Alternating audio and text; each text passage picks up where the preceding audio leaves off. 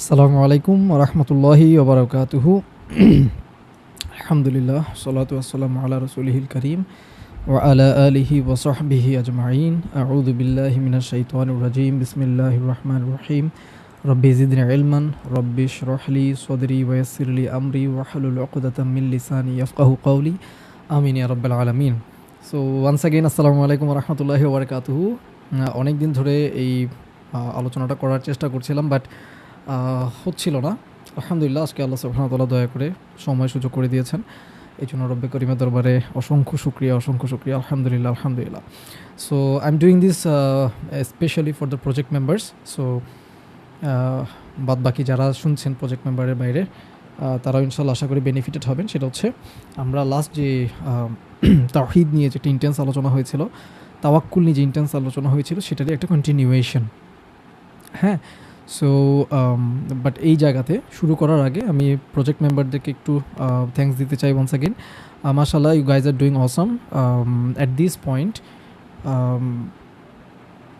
একজন বাদে বাকিরা সবাই আলহামদুলিল্লাহ লাস্ট যে টাস্কটা, অর্থাৎ তাওহীদের যে আমরা যে তাওয়াক্কুলের উপর যে আলোচনাটা করেছিলাম, দ্যাট প্রত্যেকটা কাজের আগে বিসমিল্লাহ বলার সময় আমরা কেন বিসমিল্লাহ বলবো, এবং বিসমিল্লাহ বলার সময় আমার অন্তরের আসলে রিয়ালাইজেশনটা কী হবে, সেই রিয়ালাইজেশন অনুযায়ী আমরা আসলে কীভাবে আল্লাহ সুবহানাহু ওয়া তাআলার সাথে কানেক্টেড হয়ে আমরা আমাদের অন্তর থেকে যাবতীয় অ্যাটাচমেন্ট, যাবতীয় যে রিলায়েন্স, অন্যান্য কিছুর উপর রিলায়েন্সটা কীভাবে দূর করবো, মানে প্র্যাকটিক্যালি কীভাবে দূর করব, কেন দূর করব, এবং শুধুমাত্র যে আল্লাহ সুবহানাহু ওয়া তাআলাই আমাদের যাবতীয় সব কাজ সম্পাদন করে দেন, সেটা মাথায় রেখে যখন প্রত্যেকটা কাজ করবো, অর্থাৎ তাওহীদের সাথে কানেক্টেড থেকে যখন প্রত্যেকটা কাজ করবো, তখন আমাদের লাইফটা আসলে অন্য লেভেলের একটা স্পিরিচুয়াল একটা অন্য একটা লেভেলে চলে যাবে ইনশাআল্লাহ। তো এটা ছিল আমাদের লাস্ট আলোচনা, যেখানে আমরা একটা আয়াত নিয়ে মেইনলি আলোচনা করেছিলাম, যে আউযু বিল্লাহি মিনাশ শাইতানির রাজিম, বিসমিল্লাহির রহমানির রহিম। আল্লাহু খালিকু কুল্লি শাই, যে আল্লাহ প্রত্যেকটা জিনিস, প্রত্যেকটা সিচুয়েশন কে ক্রিয়েট করেন, আল্লাহ ক্রিয়েট করেন। এটা নিয়ে আমরা ডিসকাশন করেছিলাম। ওয়া হুয়া আলা কুল্লি শাইইন ওয়াকিল, এবং তিনি হচ্ছে প্রত্যেকটা জিনিসের পরিপূর্ণ কার্য সম্পাদনকারী, অর্থাৎ প্রত্যেকটা জিনিসের complete manager, disposal of affairs শুধু তিনিই করেন, তিনি সিঙ্গেল হ্যান্ডেডলি করেন। এবং আমরা সেটার সুবাদে আরেকটা আলোচনা করেছিলাম যে আল্লাহুস সামাদ, আল্লাহ যখন কোনো কাজ সম্পাদন করেন, তিনি আসলে কারো মুখাপেক্ষী নন, তিনি পরিপূর্ণভাবে অমুখাপেক্ষী। এবং এটা মাথায় রেখে আমরা জানি যে তিনি যেহেতু পরিপূর্ণভাবে অমুখাপেক্ষী হয়ে তিনি কোনো কিছুর অ্যাগেইনস্টে গিয়েও একটা কাজ করতে পারেন। অর্থাৎ আমরা আলোচনা করেছিলাম যে ক্ষুধার ব্যাপারে, তৃষ্ণার ব্যাপারে, অসুস্থতার ব্যাপারে, ওষুধের ব্যাপারে, টাকা পয়সার ব্যাপারে, ঘুমের ব্যাপারে আমরা ডিসকাস করছিলাম। তো একটা জিনিসের থ্রুতে আল্লাহ একটা কাজ করাতে পারেন, একটা জিনিসের অ্যাগেইনস্টে আল্লাহ কাজ করাতে পারেন, একটা জিনিস ছাড়াই, কোনো জিনিস ছাড়াই আল্লাহ কাজ করাতে পারেন। তো এটা ছিল আমাদের লাস্ট আলোচনার সামারি। সো আমরা আজকে পরের আলোচনা চলে যাচ্ছি, যেখানে আমি তোমাদেরকে বলেছিলাম যে আমি ডিলিউশন নিয়ে কথা বলবো। So this is the discussion ইনশাআল্লাহ। সো বিসমিল্লাহির রহমানির রহিম। সো তোমরা যখন টাইপ করবা এবং তোমাদের যে টাস্কটা করবা, নেক্সট টাস্ক, তোমরা এখান থেকে শুরু করবা ইনশাআল্লাহ। তো শুরুতে একটা গল্প বলি। গল্পটা হচ্ছে, I think about it, thousands of years ago, তোমাদের মনে করো থাউজেন্ডস অফ ইয়ার্স আগেও যাইতে হবে না, 500-600 বছর আগেও যদি যাও, বা 200-300 বছর আগেও যদি যাও, তোমরা খেয়াল করবা যে যুদ্ধের ময়দানগুলোতে আসলে সৈন্য সামন্তর অ্যাগেনস্টে যখন একটা বাহিনী জড়ো হয়, তো জড়ো হওয়ার পর তারা আসলে যে প্রিপারেশনটা নেয়, প্রিপারেশনের জন্য একটা ইম্পর্টেন্ট বিষয় হচ্ছে যে অপোজিশনে সৈন্য সংখ্যা কত, সেটা নিরূপণ করা, সেটা আইডেন্টিফাই করা, সেটা বের করা। তো তখন তো আর এত ড্রোন বা স্যাটেলাইট টেকনোলজি ছিল না। তো তখন তারা কী করতেন, তারা আসলে ময়দানেই যেতেন, ময়দানে গিয়েই বা ময়দান থেকে দূর থেকে তারা একটা এস্টিমেট করতেন। তো এই ক্ষেত্রে তারা যেটা করতেন সেটা হচ্ছে, তারা সরাসরি ময়দানে গিয়ে যে ওভারঅল যে সৈন্য সংখ্যা সেটা ধারণা করতেন। তো এই ক্ষেত্রে তাদের একটা স্কিল ছিল, যে আমরা বর্তমান যুগের আমরা যেটা পারি না সহজে, যে একটা ডিস্টেন্স দেখে আমরা বলতে পারি না ইজিলি যেটা কত মিটার দূরে বা কত ফুট দূরে বা কত মাইল দূরে, আমরা বুঝি না। তো এটা ওনারা ইজিলি বুঝতে পারতেন, যে একটা মানে চোখের আন্দাজেই একটা জায়গার এরিয়া কত বড় জায়গা সেটা তারা বুঝতে পারতেন। মেজারমেন্টটা মানে মোটামুটি তারা অ্যাকুরেটলি করতে পারতেন। এবং সে একটা পার্টিকুলার জায়গাতে কয়টা উট আছে বা কয়টা ঘোড়া আছে বা কয়জন মানুষ আছে, এই জিনিসগুলো তারা চোখের আন্দাজেই কী করতে পারতেন, একটা মোটামুটি এস্টিমেট করে ফেলতে পারতেন। একদম সুপার অ্যাকুরেট না হলেও কাছাকাছি অ্যাকুরেট হতো। তো এরকম একটা যুদ্ধের ময়দানের কথা তোমরা চিন্তা করো, এটা একটা সত্যি ঘটনা। তো সেই যুদ্ধের ময়দানে একজন দাঁড়িয়ে আছেন এবং দাঁড়িয়ে তিনি তার পাশের জনকে বলছেন যে হোয়াট ডু ইউ থিঙ্ক যে অপোজিশনে কতজন হতে পারে। তো আমার ধারণা হচ্ছে, মানে যিনি কোয়েশ্চেনটা করছেন তিনি নিজে বলছেন যে আমার ধারণা হচ্ছে যে অপোজিশনে 70 জন হবে, প্রায় 70 জনের মতো হবে, অর্থাৎ আমার অপোজিশন বাহিনীতে সব মিলে 70 জনের মতো হবে। তো তখন আমার যে সঙ্গী, আমি যখন কমেন্ট করছি, আমার সঙ্গী আমাকে তখন কমেন্ট করছে যে আরে সে একটু বেটার এস্টিমেট করার ট্রাই করছে, সে একটু ভালো করে অবজার্ভ করছে, করে বলো যে না, আই থিঙ্ক তারা মনে হয় সব মিলায় 100 জন হবে, 100 জন হবে। সো আমার এস্টিমেশন ছিল কত, 70, এবং আমার সঙ্গীর এস্টিমেশন কত, 100। এবং আমি এখানে মনে করিয়ে দিতে চাই যে আমি বা আমার সঙ্গী দুজনে কিন্তু কয়েকশো বছর আগের মানুষ, এবং আমরা এখন একটা ব্যাটল ফিল্ডে আছি, এবং একটু পরেই বা কিছুক্ষণ পরে বা পরের দিন হয়তো আমরা একটা যুদ্ধের মুখোমুখি হব। তো যুদ্ধের মুখোমুখি হওয়ার আগে আমরা কি করছি, আমরা সেটা এস্টিমেট করছি, সেটা বের করা ট্রাই করছি যে টোটাল আমাদের সংখ্যা কত আমরা জানি, আমাদের অপোজিশনে তাদের টোটাল সংখ্যা কত সেটা আমরা এস্টিমেট করছি। আচ্ছা, এই জায়গাটাতে আমরা একটা পজ দিব, আমরা এখানে আবার ব্যাক করব, এই ঘটনাটা আমরা আরও বেটার এক্সপ্লোর করব, বাট তার আগে আমরা একটু ব্যাকে যাব হচ্ছে আমরা রাসূলুল্লাহ সাল্লাল্লাহু আলাইহি ওয়াসাল্লামের সময় চলে যাচ্ছি। রাসূলুল্লাহ সাল্লাল্লাহু আলাইহি ওয়াসাল্লামের সময় আজকে যতগুলো ঘটনা বলবো আমি শুরুতে একবার রেফারেন্সটা বল দিই, সবগুলো হচ্ছে তাফসির ইবনে কাসির থেকে নেওয়া। পুরো আলোচনাটাই তাফসির ইবনে কাসির থেকে নেওয়া, বিভিন্ন সূরার তাফসির থেকে। তো সূরা আলাক একটা সূরা আছে, অর্থাৎ যেটা হচ্ছে একদম প্রথম দিকের রেভিলেশনগুলোর মধ্যে একটা, একদম ফার্স্ট রেভিলেশন বলা হয়। তো 9 নম্বর 10 নম্বর আয়াত সূরা আলাকের 9 নম্বর 10 নম্বর আয়াতের তাফসির ইবনে কাসিরে বলা হচ্ছে, আমি সামারাইজ করে বলি, বলা হচ্ছে যে একদিন রাসূলুল্লাহ সাল্লাল্লাহু আলাইহি ওয়াসাল্লাম, এটা ইমাম ইবনে জারির রাহিমাহুল্লাহর একটা বর্ণনায় এসছে যে আবু জাহাল সে জনগণকে একদিন জিজ্ঞেস করলো যে মুহাম্মদ কি তোমাদের সামনে সিজদা করে? তো জনগণ ওখানে যারা মক্কার প্রেমিজে যারা ছিল তারা বলছিল হ্যাঁ করে। তো তখনই আবু জাহাল বলল আল্লাহর কসম, বাই দ্য ওয়ে আমরা জানি যে কুরাইশরা কিন্তু আল্লাহতে বিলিভ করতো, বাট দ্য অনলি ডিফারেন্স ওয়াজ তারা আল্লাহর পাশাপাশি আরও অনেক কিছুতেই বিলিভ করতো, অর্থাৎ তাওয়াক্কুলের জায়গা বলি, আর ওয়ার্শিপের জায়গা বলি, বা দোয়া করার জায়গাতে বলি, বা পূজা করার জায়গাতে বলি, তারা আল্লাহর পূজার পাশাপাশি আরও অনেক কিছুর পূজা করতো, আর অনেক কিছুর উপর রিলাই করতো, বাট আল্লাহর উপরেও তাদের বিশ্বাস কিন্তু ছিল। হ্যাঁ, তো রাসূলুল্লাহ সাল্লাল্লাহু আলাইহি ওয়াসাল্লাম কী করেছেন, ওনাকে বা নবী রাসূলকে পাঠানোর মেইন কারণটা কি? মেইন কারণটা হচ্ছে না সব কিছু থেকে, সব কিছুর উপর রিলায়েন্স, সব কিছুর পূজা, সব কিছুর অন্য কোনো কিছু থেকে দোয়া, এগুলো সব অন্তর থেকে খালি করে, অন্য সব কিছু থেকে অন্তরকে পুরোপুরি ডিটাচ করে সব কিছু যে আল্লাহই করেন, তাই আল্লাহর কাছে চাওয়া উচিত, আল্লাহরই পূজা করা উচিত, আল্লাহরই উপাসনা করা উচিত, এই জিনিসটা এস্টাবলিশ করার জন্য আসলে নবী রাসূলদেরকে পাঠানো হতো। তো আবু জাহাল বলছে যে আল্লাহর কসম, সে যদি আমার সামনে ওইভাবে সিজদা করে তবে আমি অবশ্যই তার ঘাড়কে ভেঙে দিব। সো আমরা জানি যে আবু জাহাল হচ্ছে তাদের এলাকার মানে টপ লেয়ারের মাস্তান বা পুলিশ বা লাইক প্রশাসনিক জায়গা থেকে সে খুব পাওয়ারফুল একটা মানুষ ছিল, এবং এই টাইপের ভয়ঙ্কর জিনিসগুলো এক্সিকিউট সে করতো, তার সাঙ্গপাঙ্গ নিয়ে সে এই জিনিসগুলো এক্সিকিউট করতো। তো এটা সেখানকার জনগণও কিন্তু জানে। তো এই কমেন্টটা সে করে, পাবলিকলি কমেন্টটা সে করে, এবং এরপরে সেই কমেন্টটা যখন করছে অ্যাট দ্যাট মোমেন্ট রাসূলুল্লাহ সাল্লাল্লাহু আলাইহি ওয়াসাল্লাম ওখানে কাবার প্রেমিজেই কী করলেন, সালাত শুরু করলেন। তো সে এইমাত্র বললো যে সে যদি সিজদা করে আমি তার ঘাড় ভেঙে দিব, সে জনগণকে, তার সারাউন্ডিংয়ে মানুষজনকে বলছে, এবং অ্যাট দ্যাট সেম টাইম রাসূলুল্লাহ সাল্লাল্লাহু আলাইহি ওয়াসাল্লাম ওই জায়গাতে কী করছে, ঘটনাচক্রে উনি তখন ওই টাইমেই ওখানে সালাত আদায় করা শুরু করলেন। আচ্ছা, দেন আবু জাহাল তখন এটা বলার পরপরই যখন দেখলো যে রাসূলুল্লাহ সাল্লাল্লাহু আলাইহি ওয়াসাল্লাম নামাজে দাঁড়িয়েছে, নামাজ শুরু করেছে, এবং রাসূলুল্লাহ সাল্লাল্লাহু আলাইহি ওয়াসাল্লাম যখনই সিজদায় গেলেন তখনই আবু জাহাল সামনের দিকে এগুলো। আমি চাই আপনি এখন তোমরা এই জায়গাটা ভিজুয়ালাইজ করো। হ্যাঁ, ভিজুয়ালাইজ করো। তুমি চিন্তা করো যে সে একটা পাওয়ারফুল লোক, সে তার পিপলের সামনে, তার জনগণের সামনে সে এইমাত্র একটা কমেন্ট করলো এবং কাকে নিয়ে কমেন্ট করলো? রাসূলুল্লাহ সাল্লাল্লাহু আলাইহি ওয়াসাল্লামকে নিয়েই কমেন্ট করলো। এবং কমেন্ট করার পরপরই সে কমেন্ট করলো যে উনি যদি আর এই জায়গাতে সিজদা করে তাহলে আমি তার ঘাড় ভেঙে দেবো। এবং অ্যাট দ্যাট সেম মোমেন্ট রাসূলুল্লাহ সাল্লাল্লাহু আলাইহি ওয়াসাল্লাম সেই জায়গাতে চলা শুরু করেছেন এবং সে দেখতে পেলো যে রাসূলুল্লাহ সাল্লাল্লাহু আলাইহি ওয়াসাল্লাম সিজদায় গিয়েছে। তাহলে তার এখন কাজ কি? সেই মাত্র যেটা বলেছে সেটা প্রুফ করা। আমরা আগে সিরাতের আলোচনাতে বলেছিলাম যে আরবরা যখন কোনো একটা কথা বলতো তারা কিন্তু কথাগুলো মিন করতো এবং কথাগুলো তারা মেনটেন করতো, কথাগুলো তারা রাখতো। তো এই জায়গাতে স্বাভাবিকভাবে রাসূল ইসলামকে সিজদায় দেখে সে এখন তার এই মাত্র যে প্রমিসটা সে করেছে সেটা ফুলফিল করার জন্য সে এগিয়ে গেল। আচ্ছা, তো সে যখন একটু আগালো, সে কেন আগাচ্ছে? রাসূল ইসলামের ঘাড়ে সে পা দিয়ে সে রাসূল ইসলামের ঘাড়টাকে ভেঙে দিবে।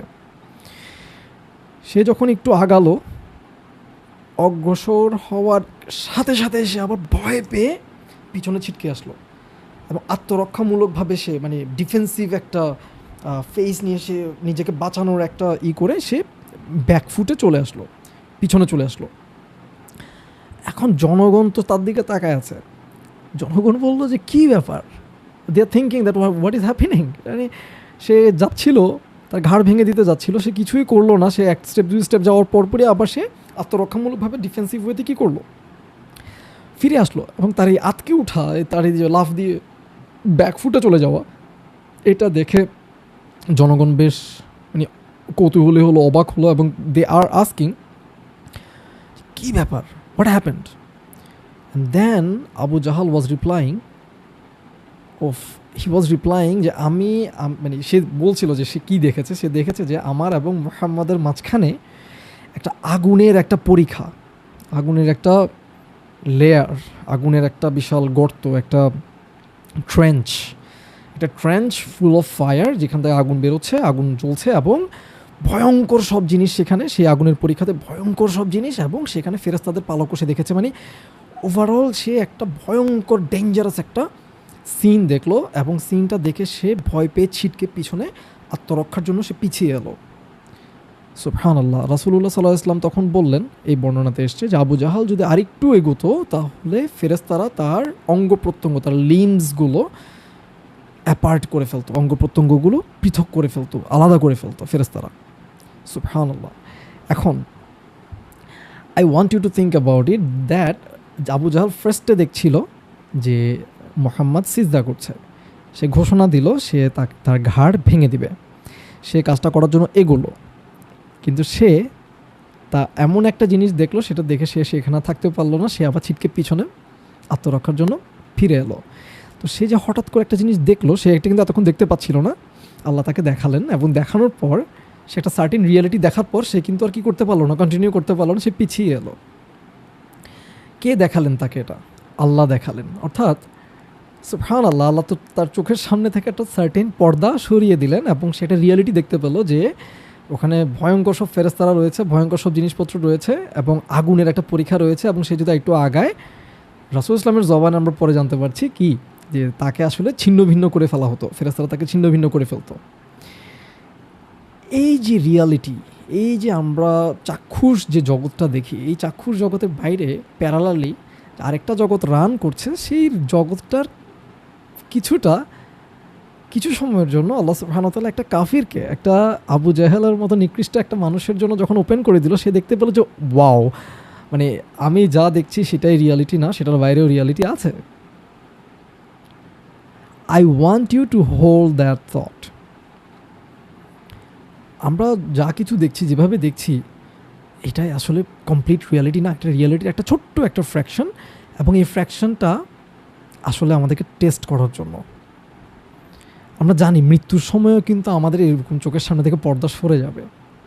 হ্যাঁ, তো তখন কিন্তু আমরা রিয়েলিটি এমনভাবে দেখবো, ইভেন কাফিররাও পর্যন্ত তখন মৃত্যুর সময়টাতে কি, যখন রিয়েলিটি দেখে ফেলবে, তখনও তারা কিন্তু ব্যাক করতে চাইবে, তারা ফিরে আসতে চাইবে, তারা তওবা করতে চাইবে। আমরা জানি ফেরাউন মৃত্যুর সময়টাতে তার কী সিচুয়েশন হয়েছিল। সে ফেরাউন কিন্তু মৃত্যুর সময় যখন সে বুঝতে পেরেছে রিয়ালিটি, তার মৃত্যুর মোমেন্টটাতে সে কিন্তু ব্যাক করতে চাচ্ছিল।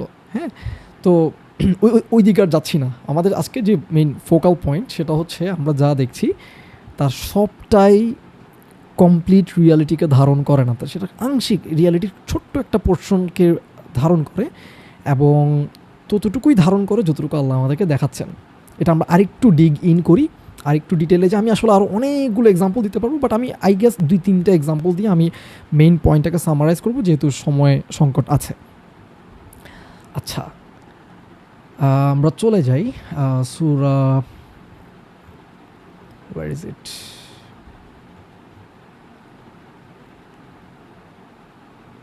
সূরা আনফাল। সূরা আনফাল হচ্ছে 8 নম্বর সূরা। 8 নম্বর সূরার 43 নম্বর আয়াত থেকে আমরা প্রায় সম্ভবত কত নম্বর আয়াত পর্যন্ত, 48 নম্বর আয়াত পর্যন্ত আজকে একটু টাচ করার চেষ্টা করব।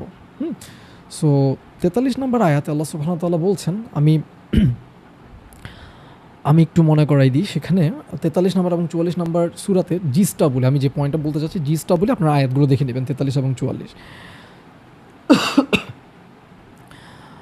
আল্লাহ সুবহানাহু ওয়া তাআলা সেখানে বলছেন যে ব্যাটল অফ বদরের কথা বলছেন। ব্যাটল অফ বদরে যখন দুইটা পক্ষ মুখোমুখি হয়, আমরা জানি মুসলিমদের সংখ্যা ছিল মাত্র 300 সামথিং, 313 জনের মতো, আর কাফিরদের সংখ্যা ছিল প্রায় 1000 জন, এবং কাফিররা ছিল কমপ্লিটলি আর্মড, মানে যুদ্ধের রণপ্রস্তুতি নিয়েই তারা এসছে। এটা আপনারা সিরা বইতে ডিটেল পাবেন, আমি ডিটেলে যাচ্ছি না।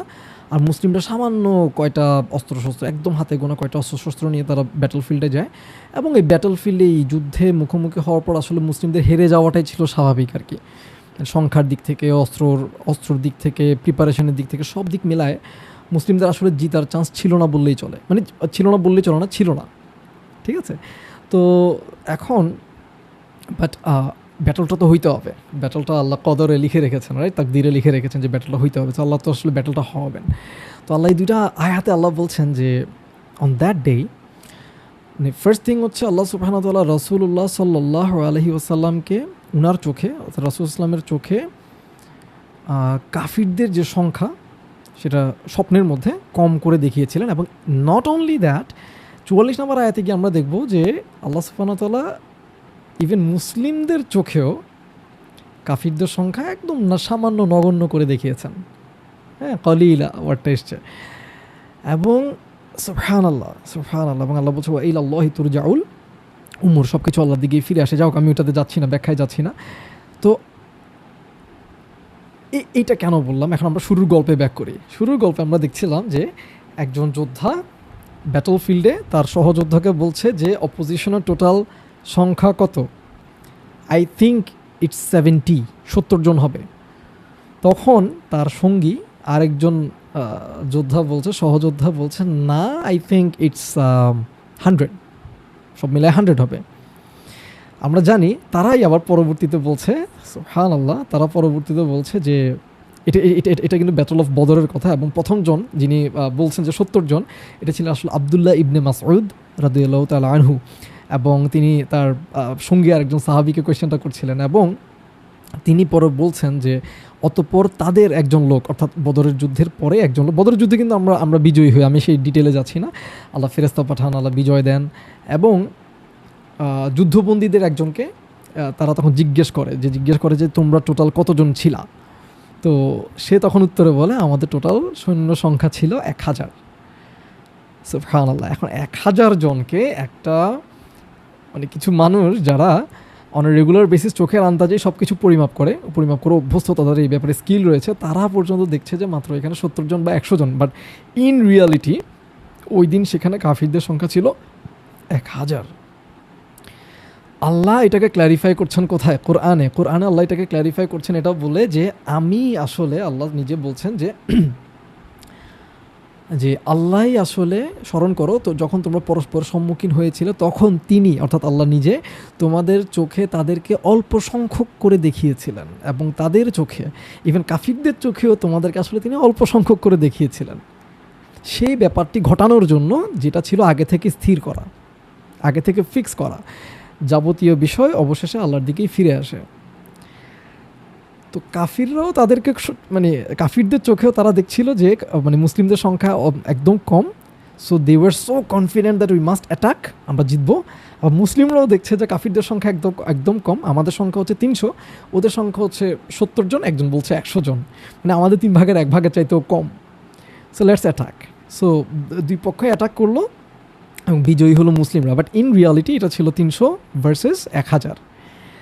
আমাদের পয়েন্টটাকে, আমি আজকে কোন পয়েন্টটা এখান থেকে নিতে চাচ্ছি, আপনাকে ফোকাস করতে বলছি, সেটা হচ্ছে আমরা যা কিছু চোখে দেখি, আমরা রিয়ালিটি, আমাদের মেইন রিয়ালিটির যে পারসেপশন সেটা আসলে আমরা চোখ এবং কান থেকে হয়। আমরা আমাদের চারপাশের জগৎটাই চোখ এবং কান দিয়েই গড়ি, অর্থাৎ আমাদের চোখ এবং কান থেকে যে ইনপুটটা আসে সেটা দিয়েই কিন্তু আমরা কজ অ্যান্ড ইফেক্টের এই জগৎটাকে বিচার করি। আচ্ছা, তো আমরা যখন দেখি যে এইটা মানে একটা জিনিস আমি এভাবে ছেড়ে দিলাম, এটা পড়ে গেল, কিংবা আমি ক্যারাম বোর্ডে আমি একটা জিনিস টোকা দিলাম, এটা গিয়ে আরেকটা গুটিকে টোকা দিল, কজ অ্যান্ড ইফেক্ট, রাইট? একটা গিয়ে আরেকটাকে, একটা গিয়ে আরেকটাকে ধাক্কা দিচ্ছে, অ্যান্ড সো অন। তো আমরা যেটাকে মনে করি, যেটাকে অ্যাকচুয়ালি কজ মনে করি, অ্যাকচুয়াল কজ হচ্ছেন আল্লাহ সুবহানাহু ওয়া তাআলা। এটা আমরা আগের আলোচনায় বলেছি যে আল্লাহই প্রত্যেকটা জিনিসকে টেক কেয়ার করছেন। হ্যাঁ, তো আমাদের চোখে যেটা ধাঁধা লেগে যায়, আমাদের চোখে যেটা আমরা ধোঁকা খেয়ে যায়, আমরা মনে করি যে এটা করার পরেই যেহেতু এটা হয়েছে, অর্থাৎ এ করার পরে যেহেতু বি হয়েছে, বি করার পরে যেহেতু সি হয়েছে, তাহলে সি যদি ইফেক্ট হয়, সি এর কজ হচ্ছে বি, বি এর কজ হচ্ছে এ। আমরা ভুলে যাই যে এর আগেও একটা কজ আছে, সেটা হচ্ছে আল্লাহ, আলটিমেট কজ। তো তিনিই আসলে সব কিছু, এই যে আমাদের যে চোখ কান, আমাদের যে আমরা চোখ এবং কান দিয়ে যে ইনপুটগুলো নিচ্ছি এবং সেটা আমাদের ভিতরে যে পারসেপশন তৈরি করছে, এই পারসেপশনটা কিন্তু, এই ধারণাটা, পারসেপশন বা ধারণা যেটাকে বলা হয়, এটা কিন্তু কে তৈরি করে দেন? আল্লাহই তৈরি করে দেন। দেখেন, কাফিররা তাদেরকে চোখে কম দেখার তো কথা না, অর্থাৎ মুসলিমদের যে সংখ্যা, কাফিরদের চোখে আল্লাহ সেটাকে কম করে দেখিয়েছেন। আল্লাহ পক্ষে আল্লাহ এটা করতে পারেন। আপনি দেখছেন, আপনি একটা জিনিস মেজার করছেন, বাট আল্লাহ আপনাকে যেভাবে মেজার করাচ্ছেন, যেভাবে আপনার মধ্যে ধারণা তৈরি করছেন, আপনি কিন্তু ওভাবেই ধারণা করছেন। এবং একই সাথে এখানে মুসলিমরাও যখন কাফিরদের ব্যাপারে একটা এস্টিমেট করছে, ধারণা করছে, পারসিভ করার ট্রাই করছে, তাদের টোটাল সংখ্যা কত, আল্লাহ বলছেন যে আল্লাহ তাদের ক্ষেত্রেও, মুসলিমদের ক্ষেত্রেও তাদের সংখ্যা কম করে দেখিয়েছেন। অর্থাৎ আমরা যে চোখ এবং কান দিয়ে যে ডেটা বা যে ইনপুটগুলো নেই, যে এবং সেটা দিয়ে যে পারসেপশনটা আমাদের মধ্যে বিল্ড হয়, এটাও পুরোপুরি আল্লাহর কন্ট্রোলে। সুবহানাল্লাহ, এটাও পুরোপুরি আল্লাহর কন্ট্রোলে, কিন্তু আমরা এটা ভুলে যাই। আমরা মনে করি যে আমি পানি খাচ্ছি, পানি খাওয়ার পরে এটা হচ্ছে, সো তৃষ্ণা মিটটাটা যদি ইফেক্ট হয়, কজ হচ্ছে পানি। ওষুধ খাওয়ার পর ব্যথা চলে যাচ্ছে, তাহলে ব্যথা চলে যাওয়াটা যদি ইফেক্ট হয়, কজ হচ্ছে ওষুধ। এগুলো সব হচ্ছে আমাদের পারসেপশনের ডিলিউশন, এগুলো সবগুলো হচ্ছে আমাদের পারসেপশনের ডিসেপশন, প্রতারণা। এবং এটা পুরোটাই দেওয়া হয়েছে আমাদেরকে টেস্ট করার জন্য। তো কাফিররা এই প্রতারণার জায়গাটাতে, এই ডিলিউশনের জায়গাটাতে ধোঁকা খেয়ে যায়, তারা কজ অ্যান্ড ইফেক্টের এই জগতে আটকে যায়। কিন্তু মুসলিমরা যারা কোরআনের সত্যতা জেনে নিয়েছে, মুসলিমরা যারা আল্লাহর সত্যতা জেনে নিয়েছে, রসুলের সত্যতা জেনে নিয়েছে, কোরআনের সত্যতা জেনে নিয়েছে সাল্লাল্লাহু আলাইহি ওয়াসাল্লাম, তারা জানে যে যেহেতু কোরআন সত্য, কোরআনে আল্লাহ রিয়েলিটিকে যেভাবে এক্সপ্লেইন করছেন সেটাই হচ্ছে সত্য। তারা কাফিরদের ওয়ার্ল্ড ভিউটা তারা বুঝে, এটাতে আর কয়েক দাগ বেশি বুঝে। অর্থাৎ তারা ওয়ার্ল্ড ভিউটাকে কাফিররা যেভাবে ডিসকভার করে, ডিসবিলিভাররা যেভাবে বা ডিনায়াররা যেভাবে ডিসকভার করে, মুসলিমরা সেই ডিসকভারির ব্যাপারটা বুঝে, বাট তারা জানে এগুলো সব কিছুই হচ্ছে থ্রু আল্লাহ। অর্থাৎ আমরা যখন গ্র্যাভিটি ডিসকভার করছি, বা আমরা যখন একটা ন্যাচারাল ফেনোমেনন ডিসকভার করছি, আমরা জানি যে আল্লাহ আসলে নেচারের মধ্যে এই জিনিসটা ফিট করে দিয়েছেন, ডিজাইনটা আল্লাহ এভাবে করে দিয়েছেন, কাজটা এভাবেই হবে, but through the permission of Allah. তো তাদের ইকুয়েশনে through the permission of Allah or through the the power of Allah, এই জিনিসটা তাদের ইকুয়েশনে মিসিং। আর আমাদের ইকুয়েশন হচ্ছে mainly it happens only through the power of Allah, ওয়ামা তৌফিকি ইল্লা বিল্লাহ। যে কোনো তৌফিক নাই, কোনো এবিলিটি নাই, সামর্থ্য নাই, ইল্লা বিল্লাহ, এক্সেপ্ট থ্রু আল্লাহ। লা হাওলা, there is no transition of states, ওয়ালা কুওয়াতা, and there is no power, no ability, ইল্লা বিল্লাহ, এক্সেপ্ট থ্রু আল্লাহ। সুবহানাল্লাহ। তো ডিলিউশনের এই পার্টটা বোঝানোর জন্য আপনাদেরকে দুইটা লেয়ারে গল্প বললাম। একটা হচ্ছে আবু জাহাল রাসূল ইসলামের ঘাড়ে পা দিয়ে ঘাড়টা ভেঙে দেওয়ার ট্রাই করছিল, সেখানে সে আসলে যা দেখছিল তার বাইরে একটা রিয়ালিটি ছিল, আল্লাহ তাকে সেই রিয়ালিটিটা দেখিয়েছেন। আবার মুসলিমরা যখন ব্যাটল ফিল্ডে, তখন মুসলিমরা যেভাবে রিয়ালিটিটাকে দেখছে সেটা রিয়ালিটি ছিল না, অ্যাকচুয়ালিটিটা অন্যরকম ছিল। আল্লাহ তাদেরকে রিয়ালিটিটা অন্যভাবে দেখিয়েছে, পারসিভ করিয়েছে।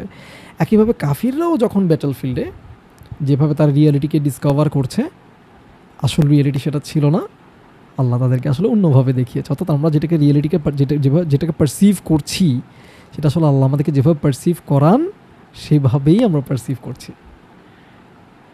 সুবহানাল্লাহ। তো আমাদের তাহলে করণীয় কি? আমাদের তাহলে করণীয় হচ্ছে, আমরা যখনই যেভাবে পারসিভ করছি, যেটা আমাদের সামনে যেভাবে আমাদের ওয়ার্ল্ড ভিউতে যেভাবে আসছে, সেটার উপর বেস করে আমাদের আল্লাহর যে কমান্ড, আমরা কমান্ড অনুযায়ী রোল প্লে করছি কিনা। যদি আমার সামনে রিয়েলিটি যেভাবেই প্রেজেন্ট করা হোক না কেন, আমি যদি আল্লাহর কমান্ড অনুযায়ী সে সিচুয়েশনটাকে ডিল করি, আমি সাকসেসফুল। আর আমি যদি আল্লাহর কমান্ড অনুযায়ী সিচুয়েশনটাকে ডিল না করে আমি যদি সো কল মাথা টাথা খাটাই আমি আমার মতো করে ডিল করি, আমি আসলে আনসাকসেসফুল। ইভেন ইফ আমি যদি যুদ্ধে জিতেও যাই, আমি আনসাকসেসফুল। আর আমি যদি আল্লাহর কমান্ড অনুযায়ী আগাই এবং আমি সেই যুদ্ধে যদি আমরা হেরেও যাই, স্টিল আমরা সাকসেসফুল, কারণ আমরা আল্লাহর কমান্ডের উপর ছিলাম। আমরা আল্লাহর অবাধ্যতা করি নাই, আমরা আল্লাহর অনুগত ছিলাম। অনুগত হওয়াটাই হচ্ছে সাকসেস। সুবহানাল্লাহ। আরেকটা ঘটনা বলে শেষ করি।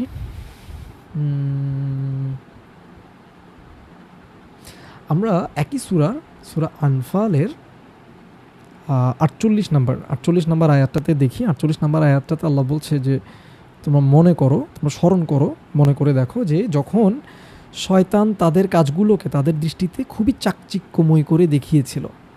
এখানে আমরা ফুল স্টপ দিচ্ছি। শয়তান অর্থাৎ আমাদের চোখে একটা কাজকে শয়তান কি করে দেখাতে পারে? চাকচিক্যময় করে, সুন্দর করে দেখাতে পারে। আমাদের চোখের সামনে একটা জিনিসকে ডেকোরেট করে, বিউটিফাই করে দেখানোর, এখানে আল্লাহ সুবহানাহু ওয়া তাআলা জাইয়ানা কথাটা বলেছেন, যেটা জিনা কথাটার সাথে কানেক্টেড। আমরা সূরা কাহাফের শুরুতে প্রথম 10 আয়াতের মধ্যে জিনা ওয়ার্ডটা পাবো, যে দুনিয়াকে আল্লাহ আসলে জিনা দিয়ে কি করেছে, কাভার করে রেখেছেন। আচ্ছা, ওটা নিয়ে অন্য আরেকদিন কথা বলবো ইনশাআল্লাহ। বাট এখানে শয়তানের কথা বলা হচ্ছে যে শয়তান কি করতে পারে, একটা আমাদের কাজকর্মগুলোকে সে সুন্দর সুশোভিত করে দেখাতে পারে। অর্থাৎ যেটা যেমন না সেটাকে তেমন করে সে প্রেজেন্ট করতে পারে। অর্থাৎ আমরা একটা জিনিসকে দেখছি এভাবে, যেভাবে দেখার কথা সেটাকে সে কী করতে পারে, সেটাকে সে ডেকোরেট করে, বিউটিফাই করে আমাদের কাছে অ্যালিউরিং, সেটাকে আকর্ষণীয় করে সে প্রেজেন্ট করার ক্যাপাবিলিটি তাকে কে দিয়েছে? আল্লাহ দিয়েছে। তো এই যে একটা ব্যাপার, আমি যেটাকে যেভাবে দেখছি সেটার বাইরেও আসলে একটা রিয়ালিটি আছে, সেটার বাইরেও আমি ধোকার মধ্যে পড়ে যাওয়ার একটা এলিমেন্ট আছে। আল্লাহ কিন্তু আমাদেরকে এটা জানিয়ে দিচ্ছেন। কেন জানিয়ে দিচ্ছেন? যেন আমরা পরীক্ষাটাতে ফেল না করি। আরেকটা গল্প বলি আপনাদেরকে, ব্যাটল অফ বদর রিলেটেড আরেকটা গল্প বলি। একটু ফোকাস করতে হবে মন দিয়ে। ব্যাটল অফ বদরে যাওয়ার আগে মুশরিকরা অর্থাৎ ডিসবিলিভাররা যখন মুসলিমদেরকে অ্যাটাক করার ব্যাপারে মিটিং করছিল, তো এটাও তাফসীর ইবনে কাসিরে পাবেন সেম আয়াতের। আমি এখন যে আয়াতটা বললাম সূরা নাম্বার 8 আয়াত নাম্বার 48, আনফালের 48, এটার তাফসীর ইবনে কাসিরে পাবেন। তো যেটা বলছিলাম, তো তারা একটা মিটিং করছে, আবু জাহলের একটা মিটিংয়ে বসছে, এবং সেই মিটিংয়ে আসলে ওভারঅল সিচুয়েশনটা এমন ছিল যে তারা কেউ আসলে যুদ্ধে যেতে চাচ্ছে না, যুদ্ধে জড়াতে চাচ্ছে না। তো এই যে একটা কনফিউশন, আবু জাহাল খুব শো অফ করতে চাচ্ছে, সে নতুন লিডার, সে তার পার্টটার দেখাতে চাচ্ছে, সে চাচ্ছে যুদ্ধটা হোক, সে তাকে নিজেকে এক লেভেল আপগ্রেড করতে চাচ্ছে। এটা দেখানোর জন্য সে খুব এটার পক্ষে সে এটা খুব কথা বলছিল, এবং সে খুব টানতে চাচ্ছিল সবাইকে, সবাই যেন কি যুদ্ধটাতে অবশ্যই যায়, যুদ্ধের জন্য অবশ্যই জয়েন করে, এটা সে খুব চাচ্ছিল। বাট বাকিদের মধ্যে বিশাল একটা কনফিউশন, কেউ চাচ্ছিল না এটাতে জড়াতে, সবাই ইগনোর করার ট্রাই করছিল। অ্যাট দ্যাট সেম মোমেন্ট, এই যে ডিলেমার যে পয়েন্টটা, সবাই যে কনফিউজড, সবাই যে ডিসিশন নিতে চাচ্ছে না বা যেতে চাচ্ছে না যুদ্ধে, এই সময়টাতে ওই সময়কার একটা গোত্রের যে লিডার, একটা গোত্রের একটা পার্টিকুলার একটা গোত্রের লিডার, তার নাম ছিল সুরাকা বিন মালিক। সেই মিটিংয়ে প্রবেশ করে বাইরে থেকে, এবং বাইরে থেকে প্রবেশ করে সে খুব কনফিডেন্টলি বলে যে we must go on this battle, we must go for this battle. আমাদের অবশ্যই এই যুদ্ধের ময়দানে যাওয়া উচিত, এই যুদ্ধে আমাদের জয়েন করা উচিত, এবং ডোন্ট ওয়ারি, তোমাদের কনফিউজড হওয়ার কোনো দরকার নাই, আমি তোমাদের সাথে আছি। শুধু আমি না, আমার পুরো বাহিনী, আমার পুরো গোত্র, আমার পুরো সৈন্যবাহিনী তোমাদেরকে এই যুদ্ধে সাপোর্ট দিবে, কমপ্লিট সাপোর্ট দিবে। So let's go. তো তার এই যে সুরাকা বিন মালিকের এই যে কনফিডেন্স, সুরাকা বিন মালিকের এই যে ঘোষণা, এবং তার পুরো ট্রাইব, পুরো তার গোত্রের মানুষজনদেরকে নিয়ে, পুরো গোত্রের যে সৈন্য সামন্ত নিয়ে জয়েন করার যে ওয়াদা, এটার কারণে ওইখানকার যে ডিসবিলিভারদের যে সাঙ্গপাঙ্গরা, ডিসবিলিভারদের যে নেতা লেভেলে যে কনফিউশনটা, তারা একটু শেক হয়ে যায়, এবং তারা বলে যে okay fine, let's go, let's join. তো লং স্টোরি শর্ট, আমি শর্টকাট করি। যুদ্ধের ময়দানে সুরাকা বিন মালিক আসছে, সে তার গোত্রের মানুষজন সৈন্য সামন্ত নিয়ে এসছে, এবং যুদ্ধ শুরু হয় করছে। At that moment, heat of the moment, এটা কি বলবো, এটা যুদ্ধের একদম পিক পয়েন্ট, যুদ্ধ এখনই স্টার্ট হবে, এখনই, ঠিক এইরকম টান একটা মুহূর্তে সুরাকা বিন মালিক বলছে আমি থাকবো না এই যুদ্ধে, আমি চলে যাব। আই কুইট, আমি থাকবো না। এবং এটা বলে সে যখন চলে যাবে তখন তার পাশ থেকে ডিসবিলিভারদের একজন তার হাত ধরে ফেলে এবং হাত ধরে বলে, কি তুমি কোথায় যাচ্ছ? তুমি না কথা দিছো আমাদেরকে, তুমি আমাদেরকে কথা দিয়েছো যে তুমি যুদ্ধে থাকবা, তোমার পুরো বাহিনী নিয়ে তুমি থাকবে, এখন তুমি তোমার বাহিনী নিয়ে পালাচ্ছ এবং অ্যাট দিস মোমেন্ট যেখানে যুদ্ধ শুরু হচ্ছে তুমি চলে যাও, মানে এটা ডিজাস্টার হবে এবং এটা সৈন্যদের, অন্যান্য সৈন্যদের তো মনোবল ভেঙে যাবে, রাইট? সো সে সুরাকা বিন মালিককে থামানোর জন্য তার হাত যখন ধরলো, শক্ত করে ধরলো যে তুমি তুমি যাইতে পারবা না, তখন সুরাকা বিন মালিক করলো কি, তার হাতটা এভাবে ঝাঁকি দিয়ে ছাড়িয়ে নিল। ছাড়িয়ে নিয়ে সে পালাচ্ছে এবং পালানোর সময় সে বলছিল যে তোমাদের সাথে আমার কোনো কানেকশান নেই, তোমাদের সাথে আমার কোনো রিলেশনই নাই, কারণ আমি যা দেখছি তোমরা তা দেখছো না। এটা বলে সে আসলে তার বাহিনী নিয়ে পালায়। তো ডেফিনেটলি ব্যাটলফিল্ডে ডিসবিলিভারদের মনোবলে এটা একটা বিশাল আঘাত হানে যে যুদ্ধের ময়দানে যেখানে আমরা এমনিতেই একটা টেনশনের একটা সিচুয়েশনে আছি, টান একটা অবস্থা, সেইখানে আমার ফোর্সের একটা পার্টিকুলার অংশ পালাচ্ছে। পালিয়ে যাওয়া ব্যাপারটা এমনিতেই মনোবল ভেঙে দেয়। তার উপর এখানে যার কথা ধরে, যার বাহিনীর উপর রিলাই করে আমি যুদ্ধের ময়দানে আসলাম, সে তার বাহিনী নিয়ে পালাচ্ছে এবং সে যে তার ওয়াদা দিয়েছিল সেটা ভঙ্গ করে পালাচ্ছে। এটা কিন্তু তখন কাফিরদের মনের মধ্যে, ডিসবিলিভারদের মনের মধ্যে একটা বিশাল ভয় ঢুকিয়ে দেয়। এখন ডিসবিলিভাররা তো জানে না আসল ঘটনা কি, আসল ঘটনাটা কি হচ্ছে সেটা আসলে আল্লাহ সুবহানাহু ওয়া তাআলা পরে সূরা আনফালের 48 নম্বর আয়াতে রিভিল করে দিয়েছেন। তো আমরা এখন আয়াতটা দেখি। আয়াতটা আল্লাহ বলছেন যে স্মরণ করো যখন শয়তান তাদের কার্যকলাপকে তাদের দৃষ্টিতে খুবই চাকচিক্যময় করে দেখিয়েছিল এবং তাদেরকে বলেছিল, আজ তোমাদেরকে পরাজিত করতে পারে মানুষের মাঝে এরকম কেউই নাই এবং আমি তোমাদের পাশেই আছি। আমরা জানি কথাগুলো কে বলছে, ডিসবিলিভাররা জানে কথাগুলো কে বলছে, সুরাকা বিন মালিক বলছে। বাট আল্লাহ এখন রিভিল করছেন ইট ওয়াজ নট সুরাকা বিন মালিক, ইট ওয়াজ শয়তান হিমসেলফ। শয়তান নিজেই ছিল, শয়তান নিজে সুরাকা বিন মালিকের রূপ ধরে এসেছিল তাদেরকে এনকারেজ করার জন্য, তাদেরকে ব্যাটলফিল্ডে নিয়ে যাওয়ার জন্য। আয়াতটা শেষ করি। আয়াতটা বলছে, অতঃপর দল দুটি যখন পরস্পরের দৃষ্টির গোচরে আসলো, অর্থাৎ ব্যাটলফিল্ডে যখন মুখোমুখি হলো, তখন শয়তান অর্থাৎ সে পিছনে সরে পড়লো এবং বলল, তোমাদের সাথে আমার আর কোনো রিলেশন নাই, আমি তো দেখি যা তোমরা দেখতে পাও না, আমি অবশ্যই আল্লাহকে ভয় করি, কেননা আল্লাহ শাস্তিদান খুবই খুবই কঠোর। ওয়াও, লাইক সুবহানাল্লাহ, সুবহানাল্লাহ। এখন আমাদের বর্তমান পরিস্থিতির সাথে যদি দেখি, আমরা কি আসলে জানি যে ডিসবিলিভাররা যখন মুসলিমদের অ্যাগেনস্টে কোনো যুদ্ধের পরিকল্পনা করে, আমরাও জানি না, ডিসবিলিভাররাও জানে না, সেই যুদ্ধের মিটিংটাতে, সেই সলা পরামর্শের সময়টাতে তাদের সঙ্গী সাথীর মধ্যে শয়তান আছে কি না, এটা কিন্তু আমরাও জানি না, তারাও জানে না। থাকলেই বাকি থাকতেই পারে, থাকাটা ইটস ওকে, মানে থাকতেই পারে। আবার থাকলেও সে আসলে আল্লাহ যেটা স্থির করে রেখেছেন, আল্লাহর এজেন্ডাটাই সে আসলে ফুলফিল করবে। তাদেরকে এনকারেজ করে সে যে ব্যাটলফিল্ডে নিয়ে আসবে। যদি আমাদের ইমান ঠিক থাকে, আমরা যদি আমাদের ইমানের উপর থাকি, আমরা যদি আল্লাহকে স্মরণ করি যে আল্লাহই সব কিছু টেক কেয়ার করেন, কারো আর কোনো পাওয়ার নাই, ওদেরও কোনো পাওয়ার নাই, আমাদেরও কোনো পাওয়ার নেই, অল পাওয়ার অ্যান্ড অল মাইট, এবং সব লাইক চেঞ্জ অফ স্টেট আল্লাহর থ্রুতেই হয়। সো বিজয় পরাজয় যেটা আমাদের বাহ্যিক দৃষ্টিতে আমরা মনে করি, সেটা পুরোটা আসলে আল্লাহর উপর ডিপেন্ডেন্ট। ওয়াকিলকে আমরা লাস্ট আলোচনায় দেখেছি, আল্লাহ ইজ দ্য ওয়াকিল, হি ইজ ওয়াহু আলা কুল্লি শাইইন ওয়াকিল। তিনি প্রত্যেকটা ছোট বড় প্রত্যেকটা জিনিসের complete manager, complete disposer of affairs. প্রত্যেকটা জিনিসের কার্য সম্পাদনকারী পুরোপুরি কে করেন? আল্লাহ করেন। তো এখানে শয়তান যত কিছুই করুক না কেন, সে আসলে দিন শেষে আল্লাহ যেটা চান সেটাই আসলে ফাইনালি ফুলফিল হবে। তো এই যে বিষয়টা যদি আমরা স্মরণে রেখে মানে একটা ব্যাটল বা যে কোনো একটা সিচুয়েশন, আমাদের লাইফের কোনো একটা স্ট্রাগল বা একটা ডিফিকাল্ট সিচুয়েশন যদি আমরা ফেস করি, আমরা যদি মাথায় রাখি Allah is the controller of all this things, Allah is the controller of this particular situation, Allah is the controller of this particular condition, আমি তাহলে তখন কি আল্লাহর সাথে কানেক্টেড থাকবো, আমি আসলে আল্লাহর কাছে তখন সাহায্য চাইবো। আমরা জানি ব্যাটল অফ বদর শুরু হওয়ার আগে রাসূল সাল্লাল্লাহু আলাইহি ওয়াসাল্লাম ইন্টেন্স দোয়া করছিলেন আল্লাহর কাছে, এবং ওনার দোয়াটা এত ইন্টেন্স ছিল যে মানে আবু বকর এক পর্যায়ে বলছিল, ইয়া রাসূলুল্লাহ আলহামদুলিল্লাহ ডান, ইনশাআল্লাহ আল্লাহ আমাদেরকে বিজয় দিবে, মানে ওনার দোয়াটা এত ইন্টেন্স ছিল। তো আমাদের লাইফের বিভিন্ন সিচুয়েশনে, বিভিন্ন সার্কামস্ট্যান্সে, সেটা অসুস্থতা হতে পারে, সেটা কোনো ফিনান্সিয়াল ক্রাইসিস হতে পারে, সেটা কোনো ম্যারাইটাল ক্রাইসিস হতে পারে, বিয়ের পরবর্তী কোনো ক্রাইসিস হতে পারে, বিয়ের আগের কোনো ক্রাইসিস হতে পারে, আমরা কি আসলে মাথায় রাখি যে Allah is the controller of all my events in my life, all the events in my life? যদি মাথায় রাখি আমরা তো আসলে কাম অ্যান্ড কোয়াইট থাকবো, আমরা তো আসলে সন্তুষ্ট থাকবো। আমরা এই ফ্লাকচুয়েট করি কেন? আমরা ফ্লাকচুয়েট করার একটা মূল কারণ হচ্ছে আমরা ভুলে যাই যে Allah is the designer of every single thing in my life. Allah is the complete designer of every single thing in my life. তো ওনার ডিজাইন তো flawless, is full of justice. এখানে কোনো ফ্ল নাই, এখানে কোনো ইনজাস্টিস নাই, একদম পারফেক্টলি তিনি পুরো জিনিসটা ডিজাইন করেছেন। তো আমি আসলে আল্লাহর সাথে রিলাই করে, আল্লাহর উপরে রিলাই করে, পুরোপুরি রিলাই করে আল্লাহর কাছে দোয়া করছি কিনা। দোয়া করলে আমি সাকসেসফুল, মানে দোয়াটাই সাকসেস, দোয়াটা ম্যানিফেস্ট হইতে হবে না। দোয়া করছি মানে আমি আমি দাসত্বের মধ্যে আছি।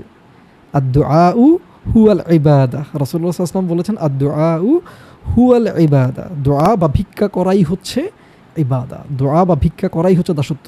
দোয়াই দাসত্ব, ভিক্ষাই দাসত্ব। আপনি ভিক্ষা করলেন মানে আপনি সাকসেসফুল। আপনি ভিক্ষা করছেন মানে আপনি নিজেকে দাস হিসেবে ঘোষণা করছেন, আপনি মনিবকে মনিবের জায়গাটাতে অ্যাকনলেজ করছেন। মনিবকে মনিবের জায়গায় অ্যাকনলেজ করা, নিজেকে দাস হিসেবে ডিক্লেয়ার করতে পারাটাই তো আসলে দাসত্ব, ইবাদা। সুবহানাল্লাহ। সো আপনার যখনই লাইফে আপনি যে সিচুয়েশনে থাকেন না, কোনো জব আছে, জব নাই, বিজনেসে লাভ হচ্ছে বা লস হচ্ছে, আপনার সুস্থতার মধ্যে আছেন বা খুব অসুস্থতার মধ্যে আছেন, সবগুলো সিচুয়েশন কার ক্রিয়েট করা? যার ক্রিয়েট করা। আপনি যখন তার দিকে ফিরবেন, আপনি যখন বলবেন যে he is perfect and I am content, আমি সন্তুষ্ট, আমার যা হচ্ছে যা চলছে আমি সব কিছু নিয়ে সন্তুষ্ট। হ্যাঁ, আমি সহজতা চাই, আমি আল্লাহর সাহায্য চাই, এবং আমি আমার গুণাগুলো স্বীকার করছি। I am the one who is full of flaws, my Rob is flawless. কোনো একদিন দোয়া ইউনুস নিয়ে কথা বলবো, হ্যাঁ ইনশাআল্লাহ। দেখেন দোয়া ইউনুসে ইউনুস আলাইহিস সালাম কি বলছেন? লা ইলাহা ইল্লা আন্ত, আমার অন্তর আর কোনো ইলাহ নাই। আমি কারো কাছে দোয়াও করি না, কারোর দিকে আমার অন্তর ফোকাসও নাই। আমার ইলাহকে, আমার অন্তরে কোনো ইলাহ নাই, ইল্লা আন্তা, তুমি ছাড়া ইয়া আল্লাহ। সুবহানাকা, আপনি how perfect and flawless you are O Allah. আপনি মানে উনি যে মাছের পেটে, রাতের অন্ধকার, সাগরের অন্ধকার, মাছের পেটের অন্ধকার, 3 লেয়ারের অন্ধকারের ভিতরে যে তিনি বলছেন যে তিনি যে এখন এই সিচুয়েশনে আছেন, এটা পারফেক্ট একটা সিচুয়েশন, এবং যিনি এই সিচুয়েশনটা ক্রিয়েট করেছেন তিনি পারফেক্ট, তার ডিসিশন পারফেক্ট। সুবহানাকা how perfect and flawless you are. ইন্নি, নিশ্চয়ই আমি, কুনতু, আমি করেছি, আমি ছিলাম, মিনাজ যালিমিন, আমি যালিমিনদের অন্তর্ভুক্ত, যারা জালিম আমি তাদের অন্তর্ভুক্ত ছিলাম। আমি আমার জুলুমকে স্বীকার করছি, আমি আমার অবাধ্যতাকে স্বীকার করছি। এবং আপনারা আয়াতগুলো যদি এক্সপ্লোর করেন, আপনারা দেখবেন, খেয়াল করে দেখেন, এরকম ভয়ঙ্কর বিপদে কিন্তু তিনি একবারও বলছেন না যে আল্লাহ আপনি আমাকে বিপদ থেকে উদ্ধার করেন। তিনি বলছেন যে আল্লাহ আপনার ডিসিশনই পারফেক্ট, আমি রং ডুয়ার, আমি সে যে রং করেছে, ভুল করেছে, জুলুম করেছে, যে কথা শুনে নাই আর কি। এই যে তার আমি রং ডুয়ার, আমারই ভুল হয়েছে, আপনি সব ভুলের ঊর্ধ্বে, আপনি পারফেক্ট, আপনি যা করছেন সবই পারফেক্ট। এই যে আল্লাহর তাসবিহ, আল্লাহর পারফেকশন ঘোষণা করার কারণে আল্লাহ বলছেন সে যেহেতু তাসবিহকারীদের অন্তর্ভুক্ত হয়েছে তাই আল্লাহ তাকে রিলিফ দিয়েছেন, আদারওয়াইজ তাকে কিয়ামত পর্যন্ত ওই সিচুয়েশনে থাকতে হতো। কোরআনে দেখে নেবেন এটা, ঠিক আছে? তো এটা নিয়ে অন্য কোনো একদিন যদি সময় সুযোগ হয় ইনশাল্লাহ কথা বলবো। It's amazing, it's wonderful. Allah কিন্তু এটা বলছেন না যে আচ্ছা সে দোষ স্বীকার করেছে তাই ছেড়ে দিচ্ছি, না। আল্লাহ এটাও বলছেন না যে তুমি তাসবিহ করেছো তাই ছেড়ে দিচ্ছি, এটাও বলছেন না। তিনি বলছেন যে ইউনুস তাসবিহকারীদের অন্তর্ভুক্ত হয়েছে, অর্থাৎ তাসবিহকারী বলে একটা গ্রুপ আছে, ফেরেশতাদের গ্রুপ, আসমান জমিনের সবাই তো আল্লাহ তাসবিহ করছে, শুধু মানুষ আর জিনেরই অপশন আছে তাসবিহ না করার।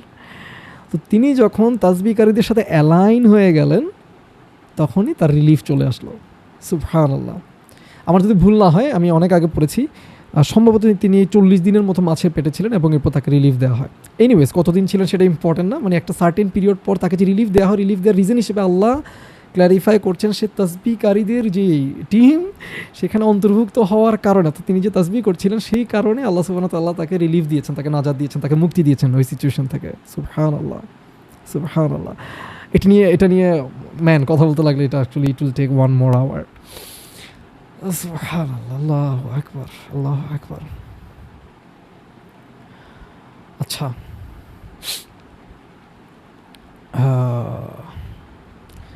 একই সাথে আমি চাই আপনারা সূরা নাম্বার 41 হচ্ছে সূরা আল ফুসসিলাত, ওটা 25 নম্বর আয়াতটা দেখবেন।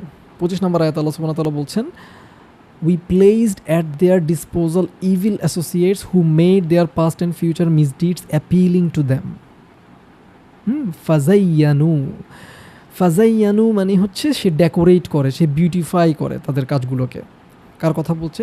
শয়তানের কথা বলছে। শয়তান যে তাদের কাজগুলোকে তাদের কাছে বিউটিফাই করে দেখায়। এই যে আমরা যা দেখি তা এই কারণে আমরা কি করব না, আমরা সেটাতে এনগ্রসড হয়ে যাব না, আমরা সেটাতে ওভারওয়েলমড হয়ে যাব না, আমরা সেটাকে আলটিমেট জিনিস ধরে নিব না।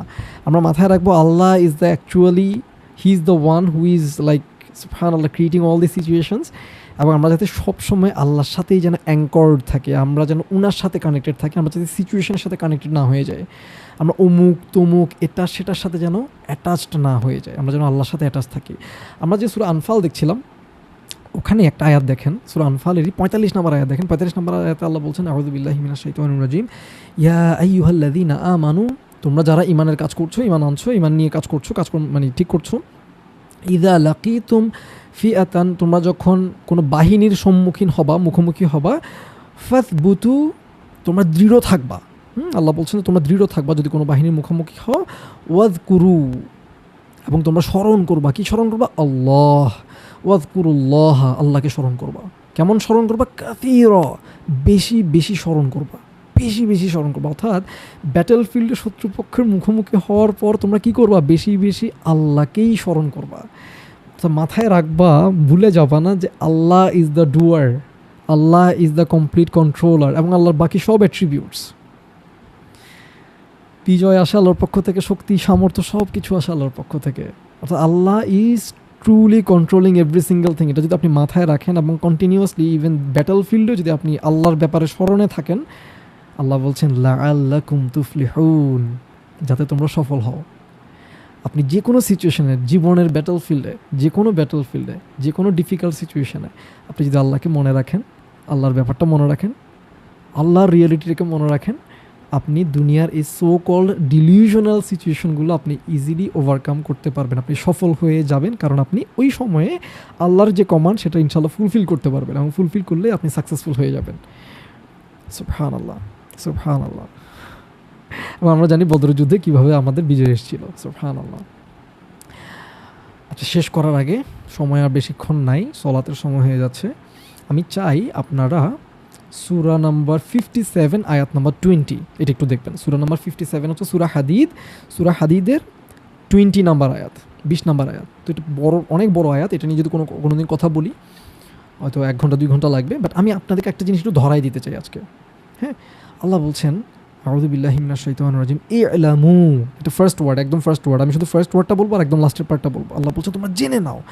তাফসীরে এসেছে যে হিয়ার ইলামু মিনস নো, জেনে নাও। এটা একটা directive urging us, it's a directive that is urging us to understand a key truth. একটা কি ট্রুথ বোঝার জন্য আল্লাহ আমাদেরকে আর্জ করছেন, আল্লাহ আমাদেরকে এমফাসাইজ করছেন, আমাদেরকে জোর করছেন, আমাদেরকে পুশ করছেন। এবং তিনি বলছেন যে এখানে বলা হচ্ছে যে দ্য ফ্রেজ আন্নামা কম্বাইন্স আন্না অ্যান্ড মা টুগেদার, এবং এটা ইন্ডিকেট করছে একটা exclusivity. It emphasizes that word follows, যেটা এখন বলা হবে, এটার পরে যে কথাগুলো বলা হবে, আন্নামার পরে যে কথাগুলো বলা হবে, সেটা হচ্ছে is an essential truth two grasp. এটা এমন একটা খুব দরকারি একটা সত্য যেটা বুঝে নেওয়া দরকার। তো এখানে আল্লাহ আসলে দুনিয়া, হায়াতুদ দুনিয়াকে আল্লাহ ডিসক্রাইব করছেন। তো যেভাবে ডিসক্রাইব করছেন আমরা কি সেভাবে বুঝে নিই কিনা? আল্লাহ যেভাবে বলেছেন আমরা কি সেভাবে নিচ্ছি নাকি আমরা না না এটা মনে হয় এরকম মিন করেছে, ওরকম মিন করেছে? নো, আল্লাহ যেভাবে বলেছে ওভাবেই যেন আমরা বুঝে নিই। আল্লাহ কিন্তু শুরুতেই সে এমফাসিসটা দিচ্ছেন, আমি যেভাবে বলছি এভাবে তোমরা বুঝে নাও এটা ভালোভাবে। তো এটা লম্বা আলোচনা, আমি একদম শেষ পার্টে চলে যাই। একদম শেষ পার্টে আল্লাহ, এই আয়াতের একদম শেষ পার্টে আল্লাহ বলছেন ওয়ামাল হায়াতুদ দুনিয়া ইল্লা মাতাউল গুরুর, the life of this world is no more than the delusion of enjoyment. এই দুনিয়ার এই লাইফটা এনজয়মেন্টের ডিলিউশন ছাড়া কিচ্ছু না, ডিসেপশন ছাড়া কিচ্ছু না।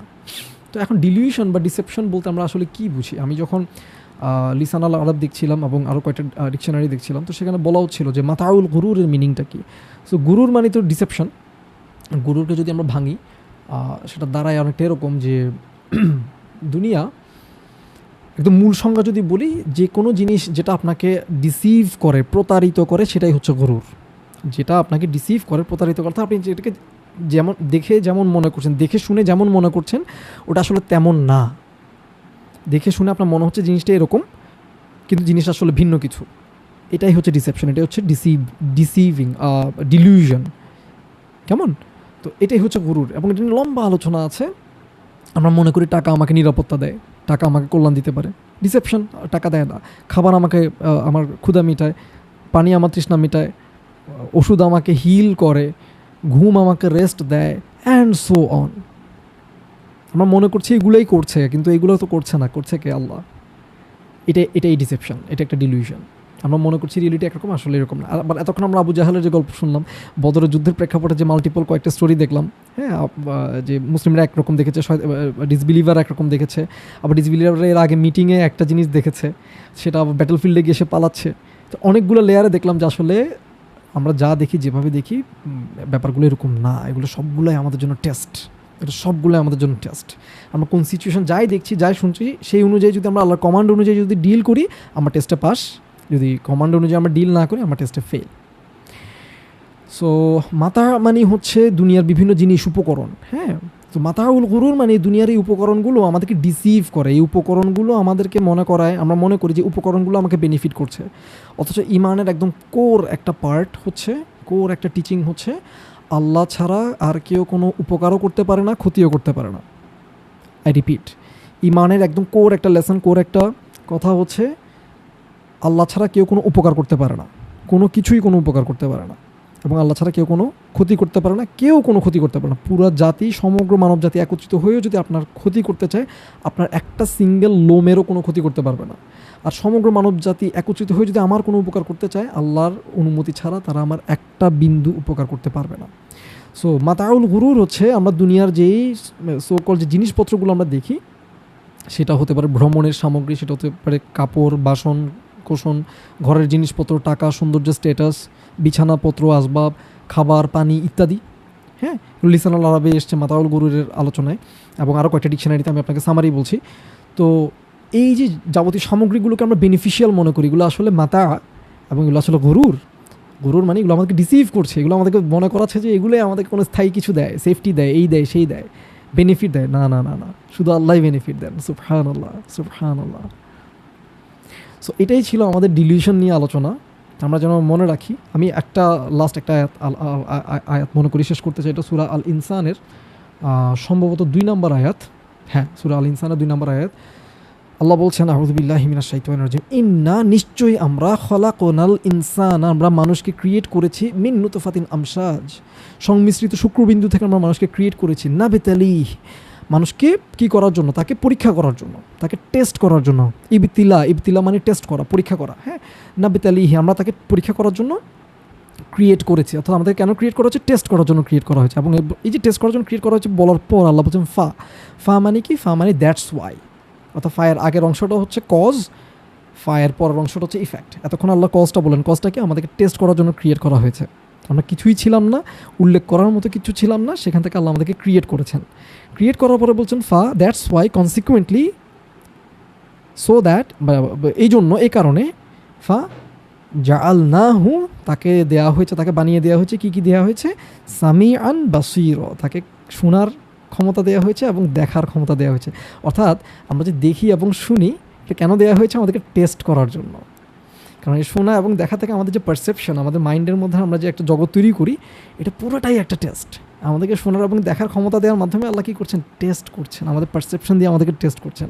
এবং আবার আরেক জায়গায় জানিয়ে দিচ্ছেন যে আমাদের এই দুনিয়ার যে লাইফটা আমরা দেখছি, শুনছি, দুনিয়ার যে লাইফটা আমরা লিভ করছি, এটা পুরোটাই ডিলিউশন, এটা পুরোটাই ডিলিউশন। আরেকটা আয়াত না বলে পারছি না, সূরা বাকারা শুরুতে যখন বলা হচ্ছে যে হুদাল লিল মুত্তাকিন, এই যালিকাল কিতাব লা রাইবা ফিহি হুদাল লিল মুত্তাকিন, এই সেই কিতাব যাতে কোনো সন্দেহ না, এবং এটা হচ্ছে গাইডেন্স লিল মুত্তাকিন, যারা আসলে অ্যাওয়্যার, যারা কনশাস। কিসের ব্যাপারে কনশাস? কাদের ব্যাপারে বলা হচ্ছে? তাদের মাল্টিপল বৈশিষ্ট্য পরে 4-5 আয়াতে বলা হচ্ছে, পরে 3-4টা আয়াতে, আয়াত নম্বর 5 পর্যন্ত আমার যদি ভুল না হয়।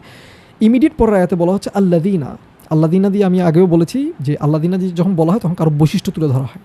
তো মুত্তাকিনদের বৈশিষ্ট্য কি? প্রথম বৈশিষ্ট্যটা দিয়ে আমি শেষ করে দিচ্ছি। প্রথম বৈশিষ্ট্য বলা হচ্ছে আল্লাযীনা ইউমিনুনা বিল গায়ব, যারা বিলিভ করে বিল গায়ব, আনসিনের উপর যারা বিলিভ করে। এখানেই আমাদের ডিসবিলিভারদের সাথে আমাদের পার্থক্য। আমরা কন্টিনিউয়াসলি কনশাস এবং অ্যাওয়্যার যে আমাদের সব কিছু রান হচ্ছে, চালিত হচ্ছে, পরিচালিত হচ্ছে আনসিন থেকে। ডিসবিলিভাররা বিলিভ করে সিন ওয়ার্ল্ডই হচ্ছে সব কিছু। সুবহানাল্লাহ। এবং আমি যদি কন্টিনিউয়াসলি কনশাস থাকি, অ্যাওয়্যার থাকি, সব কিছু আনসিন ওয়ার্ল্ড থেকে পরিচালিত হচ্ছে। আল্লাহ আনসিন ওয়ার্ল্ডে আছেন, আনসিন, আমরা ওনাকে দেখি না। ফেরেশতারা আনসিনে আছেন, আমরা তাদেরকে দেখি না। সো আল্লাহ সরাসরি এবং ফেরেশতাদের মাধ্যমে তো যখন যেভাবে ইচ্ছা আনসিন থেকেই সব কিছু পরিচালনা করছেন। মুসলিমরা এভাবেই দেখে জিনিসটা, তার রিজিকের ব্যাপারে সে এইভাবে দেখে, তার পৃথিবীতে যা কিছু সংগঠিত হচ্ছে সব কিছু সে এইভাবে দেখে। এই কারণে সে সারাক্ষণ জিকিরে থাকে, সে আল্লাহ স্মরণে থাকে, সে নিজেকে বারবার মনে করায় দেয় আল্লাহ করছেন, আল্লাহ করছেন, আল্লাহ করছেন। সে বিসমিল্লাহ বলে সে আর নিজের উপর আর রিলাই করে না, বিসমিল্লাহ বলে আল্লাহর নাম স্মরণ করার মাধ্যমে সে সব কিছু আল্লাহর উপরে ছেড়ে দেয়, আল্লাহর উপর ভরসা করে। সেই ইভেন আমি এখন যখন বের হবো এখান থেকে, যখন এটা স্টপ করব, মসজিদে যাব এখন, সেটা আমি আল্লাহর উপর রিলাই করেই যাব, বিসমিল্লাহ বলে আমি উঠবো। কারণ আমি আমার উপর রিলাই করবো না, আমার শক্তির উপর রিলাই করবো না, কারণ আমি জানি লা হাওলা, there is no change of state, ওয়ালা কুওয়াতা, দের ইজ নো পাওয়ার ইল্লা বিল্লাহ, আল্লাহ ছাড়া। সুবহানাল্লাহ।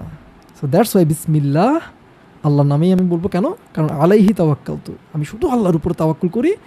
বিসমিল্লাহি তাওয়াক্কালতু আলাল্লাহ, বিসমিল্লাহি তাওয়াক্কালতু আলাল্লাহ,